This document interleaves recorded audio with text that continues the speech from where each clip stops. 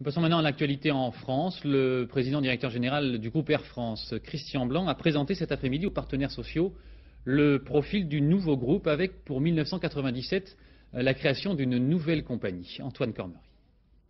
Aux commandes du groupe Air France, Christian Blanc a établi un plan de vol à 3 ans. Et à l'atterrissage en 1997, le ciel français ne sera plus le même qu'aujourd'hui. Le 1er janvier 1997, une nouvelle compagnie française spécialisée sur les vols européens va voir le jour, résultat de la fusion d'Air Inter et des activités européennes d'Air France. Une compagnie dont le nom n'est pas encore connu et qui emploiera 15 000 personnes.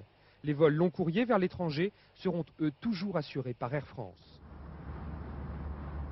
Ce projet implique que d'ici 1996, Air Inter ait su faire face à la concurrence sur son marché domestique et appris et enrichi sa connaissance du marché international par une sortie significative sur le marché international.